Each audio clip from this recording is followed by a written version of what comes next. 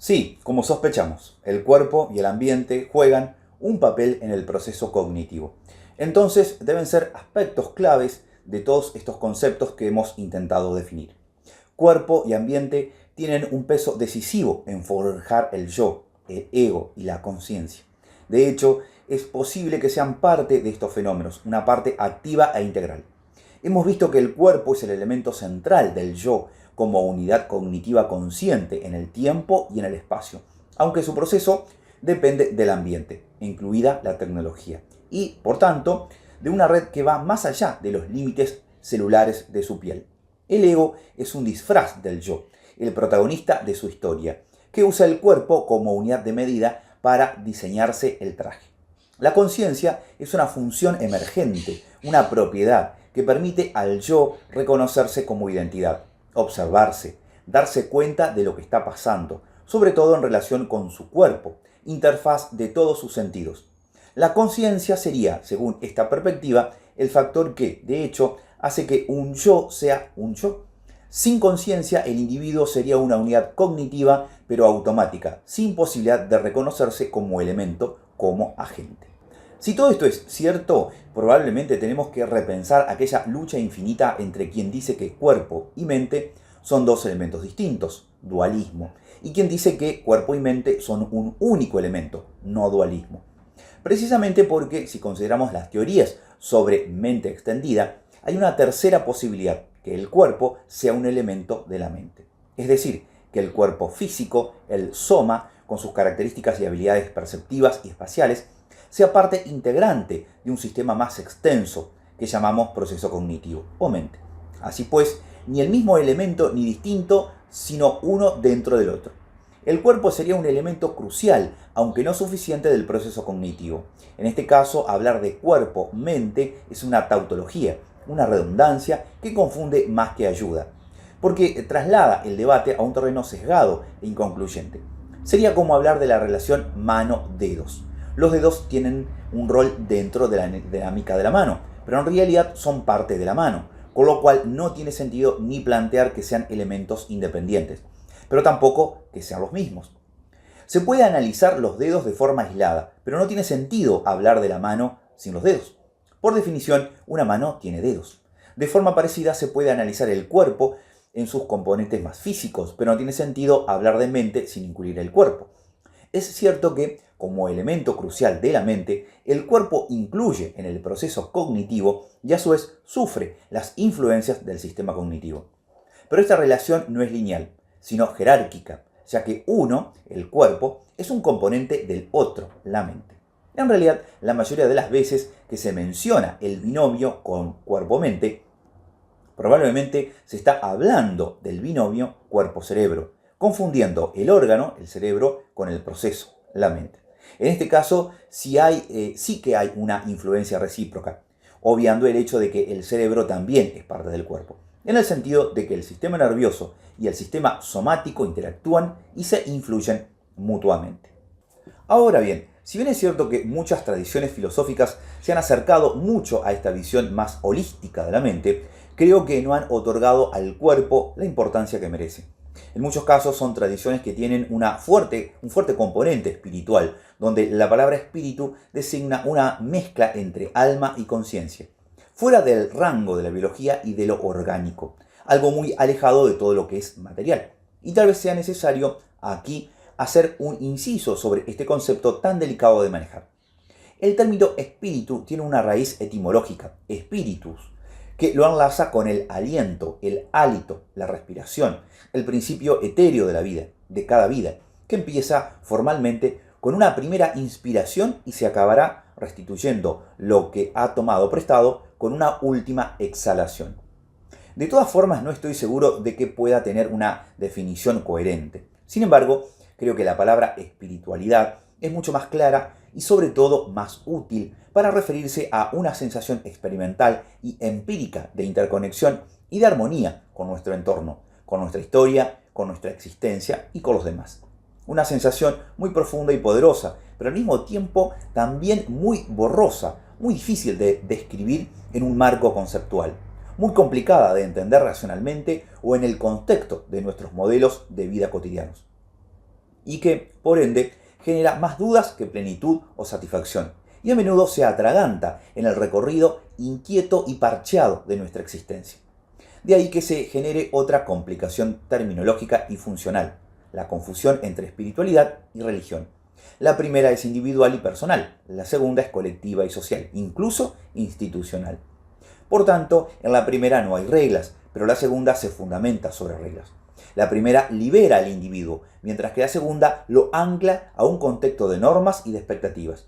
Además, en lo práctico, si bien la primera atañe al desarrollo de la persona, la segunda acaba casi siempre desde una perspectiva histórica, orientada a su control y manipulación.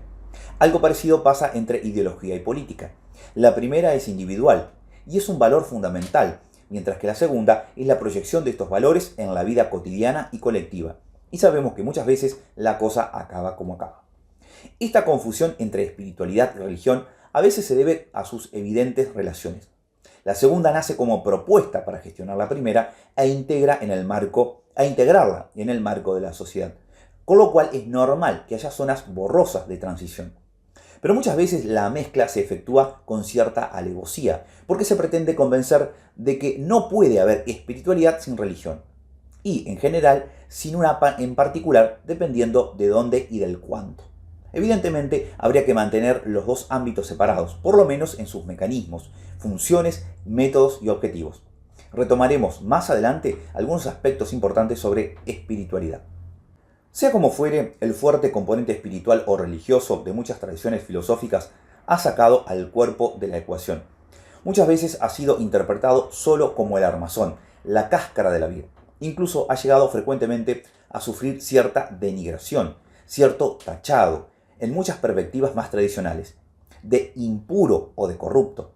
En muchas prácticas meditativas se intenta llegar a una condición de eliminación de los sentidos, una cancelación de los estímulos, porque se interpretan como un ruido que se interpone en la indagación o experimentación de la conciencia. En el yoga, la fase o estado de pratyahara se refiere a la retracción de los sentidos, un aislamiento sensorial necesario para alcanzar una condición de concentración, contemplación y absorción profunda. La eliminación de los estímulos sensoriales es también una clave de muchas prácticas de meditación zen y de la meditación dhyana, donde la atención focalizada, concentración, se profundiza tanto que la absorción mental llega a anular la percepción del entorno o incluso del mismo cuerpo. Según la interpretación de la cognición corporizada, sin embargo, el cuerpo y sus percepciones son elementos estructurales de la conciencia, y puede no ser provechoso tratar de eliminarlos sin más de la ecuación. Como ejercicio puede ser interesante y como entrenamiento es probablemente muy útil, pero pensar que aislando el sistema nervioso del cuerpo y de sus sentidos mejora la posibilidad de investigar la mente y quiénes somos, podría resultar una disección utópica y desde luego artificial. En realidad, en muchas filosofías de fuerte componente espiritual, esta paradoja se extiende a todo el conjunto mental. La mente en sí misma se ve como un impedimento que hay que eliminar, controlar o acallar para poder alcanzar una verdadera conciencia. Pero si apostamos por la interpretación de la extensión cognitiva, pensar en la mente como obstáculo y en el cuerpo como algo impuro no nos llevará a ningún lado.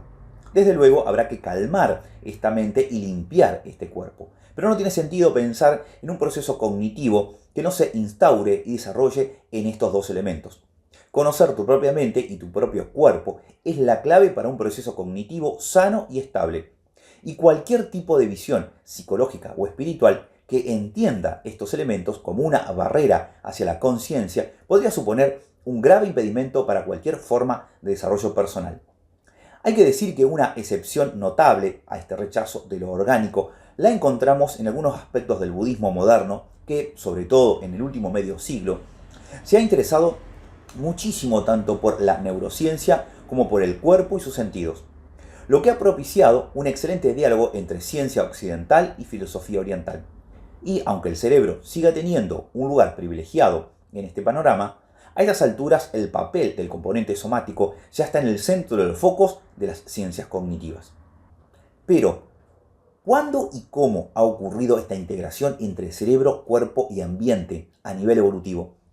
Es difícil saberlo, aunque hay que reconocer que la capacidad de hacer proyecciones mentales ha debido de tener un rol clave.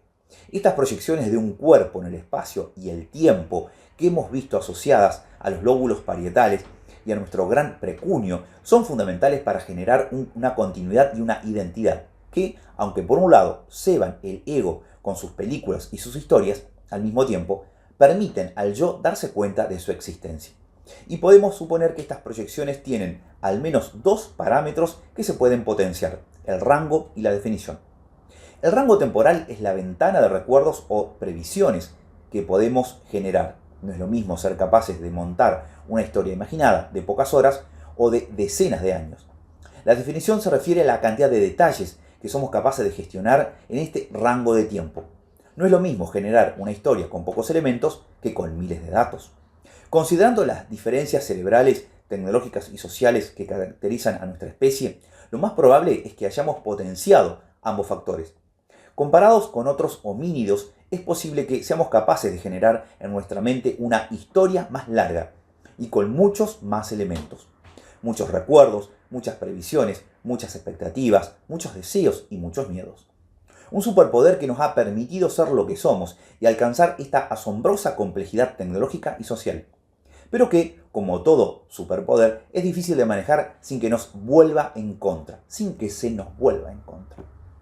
La habilidad de imaginar se vuelve poderosa y obsesiva. Empezamos a confundir pensamiento y realidad. Anclamos las emociones a un personaje artificial y a sus caprichos.